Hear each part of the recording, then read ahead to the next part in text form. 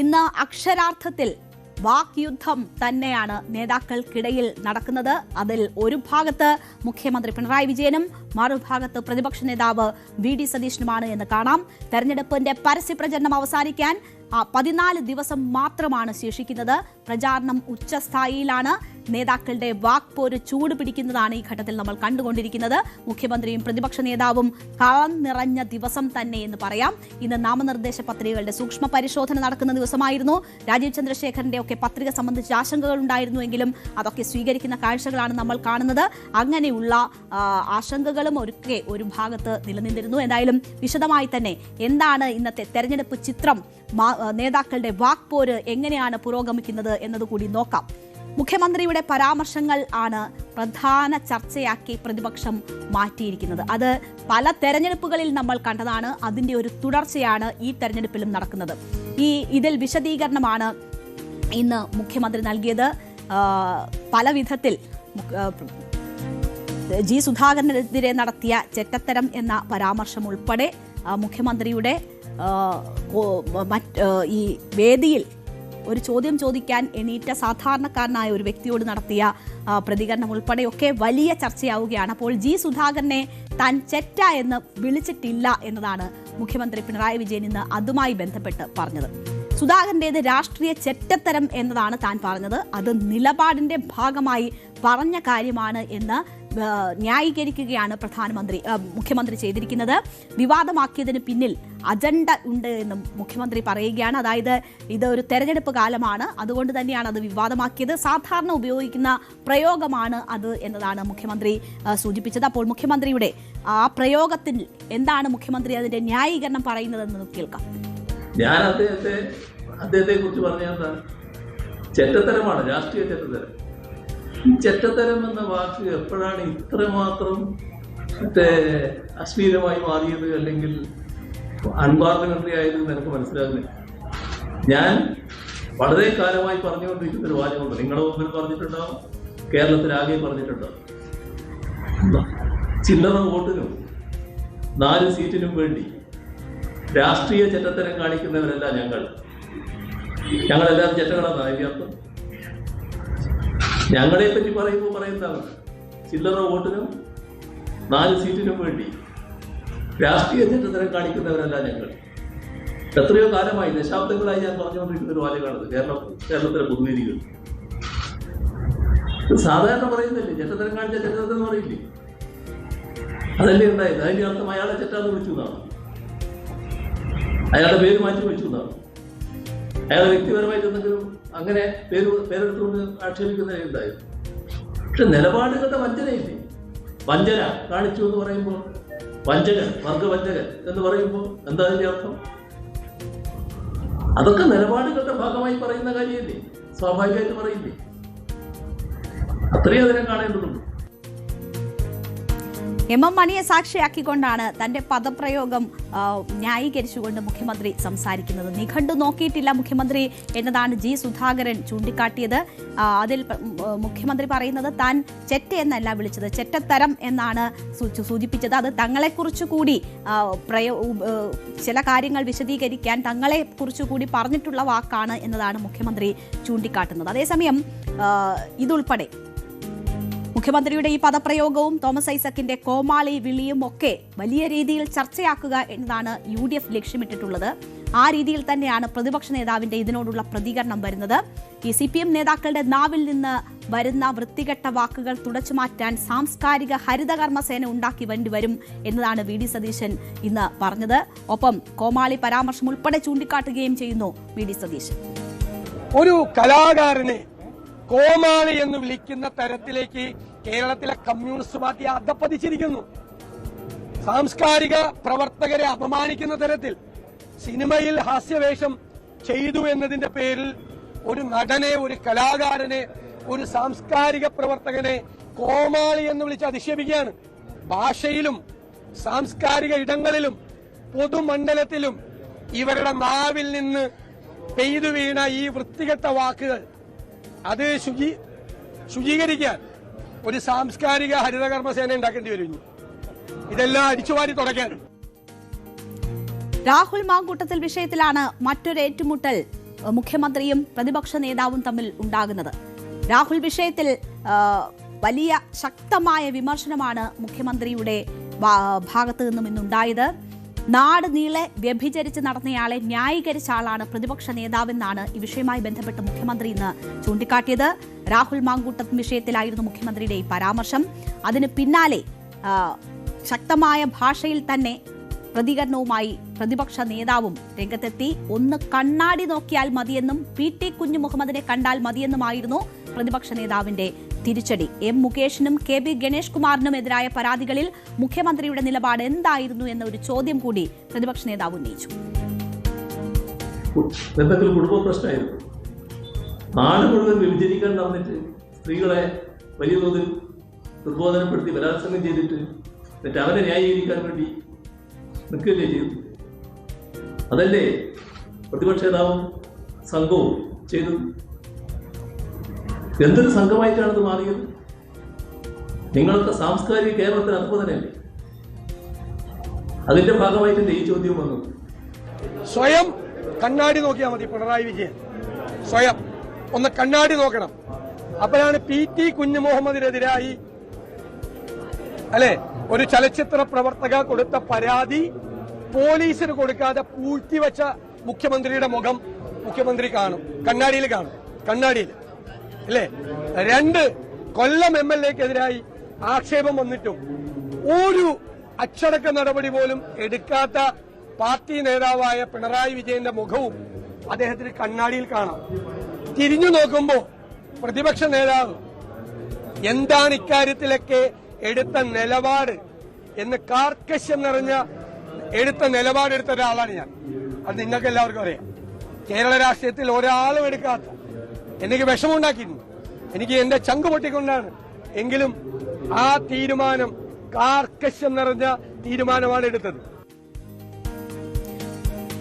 Palakkad deal ആരോപണത്തിൽ കൂടി മുഖ്യമന്ത്രി ഇന്ന് പ്രതികരിച്ച ദിവസമാണ്. കഴിഞ്ഞ ദിവസവും അദ്ദേഹത്തിന്റെ പ്രതികരണമുണ്ടായിരുന്നു. അത് കോലിബി ഉൾപ്പെടെ ചൂണ്ടിക്കാട്ടിക്കൊണ്ടാണ് മുഖ്യമന്ത്രി ആ വിഷയവുമായി ബന്ധപ്പെട്ട് മറുപടി പറഞ്ഞത്. തുടർച്ചയായ ദിവസങ്ങളിൽ മുഖ്യമന്ത്രി മാധ്യമങ്ങളുടെ ചോദ്യങ്ങൾക്ക് മറുപടി പറഞ്ഞ് എത്തുന്നു എന്നൊരു സാഹചര്യം കൂടി ഈ തെരഞ്ഞെടുപ്പ് കാലത്ത് നമ്മൾ കാണുകയാണ്. എന്തായാലും ഡീൽ വിഷയം വിടാൻ UDF ഉദ്ദേശിക്കുന്നില്ല. അത് സജീവമാക്കി തന്നെ നിർത്തുകയാണ്. അപ്പോൾ ആ വിഷയത്തിൽ ഇന്ന് മുഖ്യമന്ത്രി പിണറായി വിജയൻ പറഞ്ഞത് മുസ്ലിം നാമധാരിയെ ഇടതുപക്ഷം സ്ഥാനാർത്ഥിയാക്കിയത് കൊണ്ടാണോ ഈ ഡീൽ ആരോപണം ഉന്നയിക്കുന്നത് എന്നൊരു ചോദ്യമാണ് മുഖ്യമന്ത്രി ചോദിച്ചത്. രാജസ്ഥാനിലെ രാജ്യസഭാംഗത്വം രാജിവെച്ച് BJPയെ സഹായിച്ചത് KC വേണുഗോപാലാണ് എന്നത് മുഖ്യമന്ത്രി ഓർമ്മിപ്പിക്കുന്നുണ്ട്. അത് ഒരുതരം ഡീൽ അല്ലേ എന്നായിരുന്നു മുഖ്യമന്ത്രിയുടെ ചോദ്യം. എന്താണ് ഇപ്പോൾ ഡീൽ എന്ന് പറയുന്നതിന്റെ അർത്ഥം? എനിക്ക് അത്ര ആലോചിച്ചിട്ട് മനസ്സിലാകുന്നില്ല. ഒരു മുസ്ലിം നാമധാരിയാണ് അവിടെ ഇപ്പോ LDFന്റെ സ്ഥാനാർത്ഥിയായി വന്നിട്ടുള്ളത്. അതുകൊണ്ടാണോ ഡീൽ എന്ന് പറയുന്നത്? അവിടെ 1996 പാലക്കാട് മണ്ഡലത്തിൽ, ഇന്നത്തെ മണ്ഡലത്തിൽ ചെറിയ മാറ്റം ഉണ്ടാവും, LDF ജയിച്ചിരുന്നു. ആരായിരുന്നു സ്ഥാനാർത്ഥി? നൌഷാദ്. ഇന്ന് പാലക്കാട് പ്രധാനപ്പെട്ട ഒരു പാർട്ടി നേതാവാണ്. അദ്ദേഹവും മുസ്ലിം നാമധാരിയാണല്ലോ. എങ്ങനെയാണത് BJP ആയിട്ട് ഡീലായിട്ട് മാറുക? രാജസ്ഥാനിൽ നിന്നുള്ള രാജ്യസഭാംഗമായിരുന്നില്ലേ അദ്ദേഹം? ആ രാജ്യസഭാംഗത്വം രാജിവെച്ചാൽ അവിടെ BJP ആണ് ജയിച്ചു വരിക എന്നുള്ളത് എല്ലാവർക്കും അറിയാലോ. BJP ജയിച്ചു വരുന്നത് രാജ്യസഭയിലെ അംഗബലം അന്ന് കുറവുണ്ട്. ആ അംഗബലം കുറഞ്ഞത് നൽകാൻ BJPക്ക് അനുകൂലമാണ്. അത് BJPയെ സഹായിക്കലാണല്ലോ. ഒരുതരം ഡീലല്ലേ. ഇതിന് പ്രതിപക്ഷ നേതാവിന്റെ മറുപടി, കഴിഞ്ഞ ദിവസം അദ്ദേഹം പറഞ്ഞത് 5 മണ്ഡലങ്ങളുടെ പേരാണെങ്കിൽ 2 മണ്ഡലങ്ങൾ കൂടി ചേർത്തു, ഏറ്റുമാനൂരും തൃക്കാക്കരയും കൂടി ഉൾപ്പെടുത്തി ഡീൽ മണ്ഡലങ്ങളുടെ എണ്ണം കൂട്ടിക്കൊണ്ടായിരുന്നു VD സതീശന്റെ ഈ വിഷയവുമായി ബന്ധപ്പെട്ടുള്ള മറുപടി. അത് 10 മണ്ഡലങ്ങളിൽ എങ്കിലും ഡീൽ ഉണ്ട് എന്നൊരു ആരോപണമാണ് പ്രതിപക്ഷ നേതാവ് ഉയർത്തിയിരുന്നത്. പ്രതിപക്ഷ നേതാവ് തന്നെയാണ് ആദ്യം ഈ ആരോപണം ഉന്നയിക്കുന്നത്. അതിനുശേഷം അദ്ദേഹം 5 മണ്ഡലങ്ങളുടെ പേര് ഇന്നലെ പറഞ്ഞു. ഇന്ന് 2 മണ്ഡലങ്ങൾ കൂടി പറയുന്നു. തെളിവ് ഉൾപ്പെടെ തങ്ങളുടെ പക്ഷത്തുണ്ട് എന്നതാണ് VD സതീശൻ പറയുന്നത്. അപ്പോൾ ഇന്ന് ആരോപണം കുറച്ചുകൂടി കടുപ്പിക്കുകയാണ് പ്രതിപക്ഷ നേതാവ് ചെയ്തത്. ഇതാണ് സ്ഥിതി. ചെങ്ങന്നൂരിൽ BJP സ്ഥാനാർത്ഥിയെ നിർത്തി, പക്ഷേ പാർട്ടിക്കകത്ത് ഭയങ്കര കലാപം ഉണ്ടാക്കുന്ന ആളെ നിർത്തിക്കൊടുത്തു. വീണ്ടും ആറന്മുളയിൽ ഘടകകക്ഷിക്ക് കൊടുക്കാൻ പോയപ്പോൾ BJPയിൽ കലാപം ഉണ്ടായതുകൊണ്ടാണ് കുമ്മനന്റെ ആശയത്തിന് സീറ്റ് കൊടുത്തത്. അപ്പൊ വ്യാപകമായി നിരവധി സീറ്റുകളിൽ കാസർഗോഡ്, മഞ്ചേശ്വരം, റാന്നി, കോന്നി, ചെങ്ങന്നൂര്, ഏറ്റുമാനൂര്, തൃപ്പൂണിത്തുറ തുടങ്ങി നിരവധി സ്ഥലങ്ങളിൽ ഡീലാണ്. അപ്പോൾ ഈ ഡീൽ വിഷയത്തിലോ മോശം പരാമർശങ്ങളിലോ തീരുന്നില്ല ഈ ഏറ്റുമുട്ടൽ. പത്തനംതിട്ടയിലെ തെരഞ്ഞെടുപ്പ് കൺവെൻഷനിടെ ഇടത് പ്രവർത്തകനോട് മുഖ്യമന്ത്രി നടത്തിയ പരാമർശവും പ്രതിപക്ഷം ആയുധമാക്കുകയാണ്. ജനങ്ങളോടുള്ള മുഖ്യമന്ത്രിയുടെ ശൈലിയാണ് ഇത് എന്ന് പ്രതിപക്ഷം ആരോപിക്കുമ്പോൾ പ്രതികരണം ന്യായീകരിച്ചുകൊണ്ടാണ് മുഖ്യമന്ത്രി രംഗത്തെത്തിയത്. ഒരു പൊതുപരിപാടിക്കിടയിലാണോ ചോദ്യം ചോദിക്കേണ്ടത് എന്നൊരു കാര്യമാണ് മുഖ്യമന്ത്രി ഇതിൽ മുന്നോട്ട് വെക്കുന്നത്. എല്ലാവരും ശ്രദ്ധിച്ച കാര്യമാണ്. കേരളത്തിന്റെ ആവശ്യം വളരെ കൂടുതലാണ്. വീട്ടിൽ പോയി ചോദിച്ചാൽ മതി. സമനില തെറ്റുന്ന ആർക്കാണെന്ന് നല്ലോണം കണ്ടുകൊണ്ടിരിക്കുന്നുണ്ടല്ലോ ആളുകൾ. എനിക്ക് സമനില തെറ്റേണ്ട കാര്യമൊന്നുമില്ല. സാധാരണ നമ്മൾ ഓരോ കാര്യത്തിലും പാലിക്കുന്ന മര്യാദകളുണ്ട്. ആ മര്യാദകൾ പാലിക്കാതിരുന്നാൽ പ്രതികരണം സ്വാഭാവികമായിട്ട് അതിനനുസരിച്ച് വരും. അത്രയേ ഉള്ളൂ. അല്ല, അത് നിങ്ങൾക്ക് എന്തെങ്കിലും കിട്ടുമെന്ന് വിചാരിച്ചിട്ട് പോയല്ലോ, നിരാശരായല്ലോ. അതല്ല, എനക്കറിയാതൊക്കെ അത് അവിടെ ആരെങ്കിലും എന്നെ എതിർക്കാൻ വേണ്ടിയോ LDF എതിർക്കാൻ വേണ്ടിയോ വന്നതല്ല. പിന്നെ ചില ഘട്ടത്തിൽ ചില പ്രത്യേക ആവേശക്കാരുണ്ടാവുമല്ലോ. പലതരത്തിലാണല്ലോ ആവേശം വരിക. ആ ആവേശത്തിന്റെ ഭാഗമായി ചോദിക്കുന്ന ചോദ്യമാണ്. പക്ഷെ അല്ല, ഞാനൊക്കറിയാതെ പൊതുയോഗത്തിൻ്റെതായ മര്യാദയുണ്ട്. പൊതുയോഗത്തിൽ നമ്മൾ ഒരാൾ സംസാരിക്കാൻ ചെല്ലുന്നു, ഒരു രാഷ്ട്രീയ പാർട്ടിയോ മുന്നണിയോ ആരോ ആവട്ടെ സംസാരിക്കുന്നു. ഇഷ്ടമില്ലാത്തവർ കേൾക്കണ്ട, പോകണം. ഇഷ്ടമുള്ളവർ കേട്ടാൽ മതിയല്ലോ. അതല്ലേ അതിൻ്റെ രീതി. ഇതാണ് മുഖ്യമന്ത്രിയുടെ ഈ വിഷയത്തിലുള്ള പ്രതികരണം. ഇഷ്ടമില്ലാത്തവർ പോവുക, എന്തിനാണ് അവർ കേൾക്കാനിരിക്കുന്നത് എന്നതാണ് മുഖ്യമന്ത്രി ചോദിക്കുന്നത്. എന്തായാലും കേന്ദ്രം കേരളത്തെ സാമ്പത്തികമായി വരിഞ്ഞു മുറുക്കുന്നു എന്ന കാര്യം ചൂണ്ടിക്കാട്ടിയപ്പോഴാണ് മുഖ്യമന്ത്രിയോട് ഒരു ചോദ്യം എന്ന് വേദിയിൽ നിന്ന് ഒരാൾ പറയുന്നത്. വീട്ടിൽ പോയി ചോദിക്കൂ എന്ന് പറഞ്ഞുകൊണ്ട് ആ പ്രസംഗം തുടരുകയാണ് മുഖ്യമന്ത്രി ചെയ്തത്. അതായിരുന്നില്ല ആ ചോദ്യം ചോദിക്കേണ്ടുന്ന വേദി എന്നതാണ് മുഖ്യമന്ത്രി ഇതിൽ പറയുന്നത്. അതേസമയം KC വേണുഗോപാൽ വലിയ വിമർശനം ഇതിനെതിരെ ഉന്നയിക്കുകയാണ്. പരാജയ ഭീതിയിൽ മുഖ്യമന്ത്രിക്ക് സമനില തെറ്റി എന്നതാണ് KC വേണുഗോപാൽ ഇതുമായി ബന്ധപ്പെട്ട് പറഞ്ഞത്. അതിന് മുഖ്യമന്ത്രി മറുപടി പറയുന്നത് നമ്മൾ കേട്ടതാണ്. അപ്പോൾ സമനില തെറ്റിയത് തനിക്കല്ല, ആർക്കാണ് സമനില തെറ്റിയതെന്ന് ജനങ്ങൾക്കറിയാമെന്ന് മുഖ്യമന്ത്രി ഇതിൽ മറുപടി പറയുന്നു. കോന്നിയിലെ ഈ LDF തെരഞ്ഞെടുപ്പ് കൺവെൻഷനിടെയാണ് മുഖ്യമന്ത്രിയോട് ഇങ്ങനെ ഒരു ചോദ്യം ഉന്നയിക്കുന്ന സംഭവം ഉണ്ടാകുന്നത്. അതൊരു വലിയ രാഷ്ട്രീയ വിവാദമായി തന്നെ മാറിയിരിക്കുകയാണ്. എന്തായാലും ആ കാര്യങ്ങൾ വലിയ ചർച്ചയാകുമ്പോൾ ചോദ്യം ചോദിച്ചയാൾ വിശദീകരണവുമായി രംഗത്ത് വരുന്നുണ്ട്. കോന്നി സ്വദേശി ദാസ് ആണ് അതിനെ വിശദീകരിക്കുന്നത്. മുഖ്യമന്ത്രിയോട് ആവേശം കൊണ്ട് ചോദിച്ചു പോയതാണ് എന്നതാണ് ദാസ് പറയുന്നത്. ദാസ് ഒരു CPM പ്രവർത്തകനാണ്. തെറ്റ് തന്റെ ഭാഗത്താണ് എന്ന് ദാസ് പറയുന്നു. താൻ എന്നും പാർട്ടി പ്രവർത്തകനാണ് എന്നതാണ് ദാസ് പറയുന്നത്. ഞാൻ ചോദിക്കാൻ പറ്റിയ വേദിയല്ലായിരുന്നു അത്. കാരണം ആ വേദി കാരണം പുള്ളി പ്രസംഗിച്ചുകൊണ്ടിരിക്കുന്നു. അത് ഞാൻ തടസ്സപ്പെടുത്തുന്നതിന് തുല്യമായിട്ട് ആയിരിക്കും, അങ്ങനെയാണ് സംഭവിച്ചത്. അപ്പോൾ ആവേശത്തിൻ്റെ പുറത്ത് ഞാൻ അങ്ങനെ ചോദിച്ചെന്നുള്ളതേ ഉള്ളൂ.